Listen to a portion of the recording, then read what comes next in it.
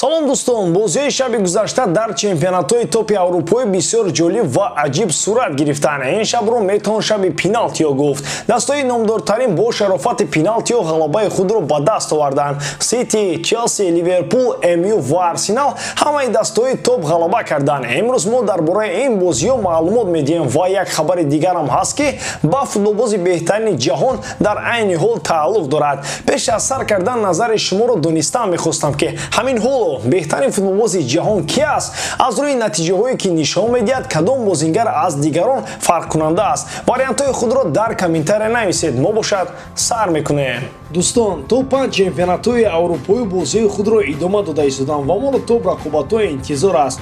Дар Фаронса ПСЖ дар майдони худ Монакоро пешвоз мегирад. Дар Испания бошад бозии асосии ин ҳафта баргузор мегардад. Дерби мадридӣ байни дастаҳои Реал ва Атлетико. Оё Бензема бо Винисиус метавонанд ғалабаи муҳимро ба дастаи худ тақдим кунанд? Тамошои бозиҳоро бо 1x метавонед бозам ҷолибтар кунед. Регистратсияи осон, пур кардани маблағ аз тамоми гӯшаву канори дунё ва коэффициентҳои баланд. Аз ан муҳим бонус то $100 дар аввалин пардохт бо промокоди MG0777. ҳамаи маълумотҳо дар комментария. Ба ҳама муваффақият.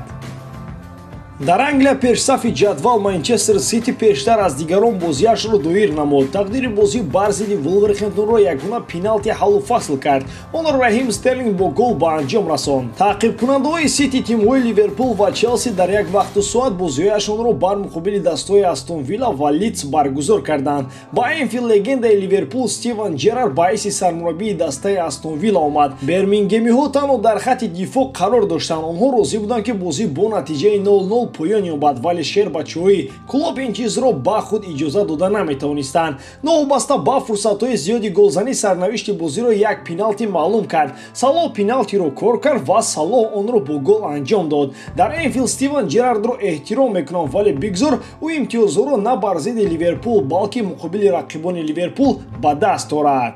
Челси бар зидди Лидс яке аз бозиҳои ҷолибтарини даври 16-умро манзури ҳамагон карданд. Тақдири бозиро пеналти ҳаллу фасл намуд, ки онро Жоржино бехато иҷро карда, лондониё бо ҳисоби 3-2 дастболо шуданд. Пеналтиҳо баъди ин дидорҳо то ба бозии дастаҳои Норвич МЮ расиданд. Дастаи шаҳри Манчестер бо ягона пеналти Роналдо ғалабаро моли худ намуд. Ба ғайр аз Норвич дилхуд дастаи дигар бар Манчестери шаби гузашта ғалаба мекард. Хулас, бозӣ хеле заиф буд, аммо 3 имтиёзро МЮ соҳиб шуд. Раҳмат ба Дехея.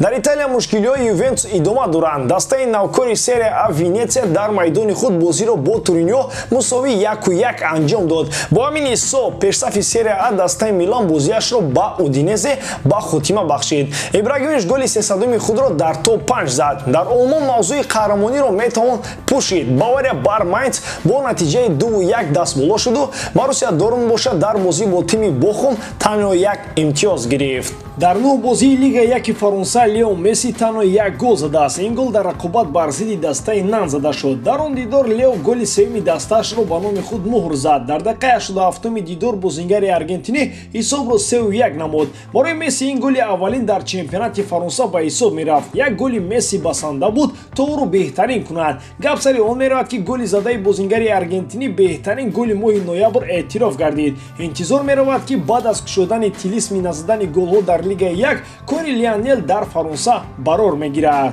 Гарчанде ки футболбози аргентинӣ дар чемпионати дохилӣ танҳо як гол дошта бошадам, дар Лигаи чемпионҳо ӯ ба номи худ 5 голро сабт кардааст. Барои баромадан аз гурӯҳ хизматҳои Месси ба ПСЖ зиёданд, вале новобаста аз ин ҳамагон хуб пай мебаранд, ки кори Месси дар ПСЖ омад накарда истодааст. Баъзеҳо баронанд, ки чунин ҷоизаҳоро ба Месси танҳо барои номаш медиҳанд.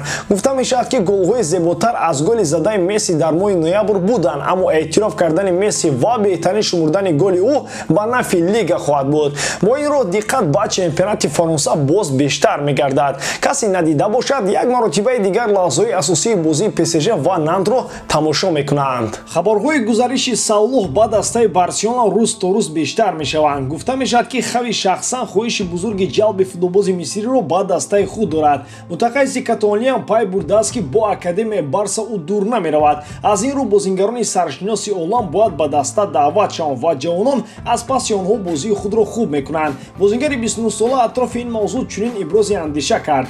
ман дар куҷое хондам ки хаби ният кард дасту маро ба Барселона барад. Хеле хушҳолам ки дастаи мисли Барселона ба ман таваҷҷӯҳ дорад, вале айни ҳол ман дар Ливерпул хеле хурсанд ҳастам. Дар ҳамин шабу рӯзҳо хоҳиши бозӣ кардан дар лигаи беҳтарини ҷаҳонӣ, яъне дар премер лигаи Англияро дорам. Намедонам пагод чӣ гап мешавад. Ин чизро бо мурури вақт хоҳем фаҳмид, гуфт бозингари мисрӣ. Шартномаи кунунии Салоҳ бо дастаи Ливерпул соли 2023 ба анҷом мерасад. Футболбози 29 сола ҳавасманд аст то қарордодашро бо Мерсайдҳо тамдид кунад, вале роҳбарият ва бозингар ба қарори ниҳоӣ омадан наметавонанд. Гап сари ҷиҳати молиявии масъала меравад. Он маблағе ки Салоҳ талаб мекунад, даста бо он розӣ шуда наметавонад. Ҳамагон пай мебаранд ки футболбози мисрӣ ба дилхоҳ маблағ дар ҳамин шабу рӯз арзанда аст. Давоми мавсимҳои охир ӯ пайваста беш аз 20 гол мезанад. Бешаку шубҳа Салоҳ беҳтарин футболбоз ва лидери хатти ҳамла дар Ливерпул мебошад. Танҳо моҳи декабр аст, аммо Салоҳ дар ҳамаи мусобиқаҳо аллакай 21 гол дорад. Барои Барселона дар ҳамин шабу рӯз маҳз чунин футболбоз намерасад. Аз як тараф, агар гап сари формаи беҳтарини ӯ равад, аз ҷиҳати дигар сухан дар маҳоратҳои лидерии ӯ аст. Бо бозиҳои дилчаспаш метавонад дигар футболбозони каталониро аз паси худ барад. Баъд аз рафтани Месси дар Каталония лидери ҳақиқӣ нест. Аз Депайҳо Де Йонгҳо бӯи умед намеояд. Муҳаммад Салоҳ собит кард ки метавонад лидери хатти ҳамла дар дилхоҳ даста шавад. Бо дар назар дошти ҳолати кунунии Барса ва футболбозони он, Салоҳ дар аввалин рӯзи трансфераш ба Барселона ҳамчун лидер пешвоз ва қабул карда мешавад. Шумо дар ин бора чӣ фикр доред дӯстон? Ҳатман фикрҳои худро дар комментария нависед. Ба ҳамин таом боридарам ки эҷодкории ман ба шумо писанд меояд. Лайк, комментария ва дар канал обуна шуданро аз ёд набароред. Бо шумо буд мисли ҳар вақта Муҳаммад Гаиров. Хай дӯстон, дар паноҳи Аллоҳ.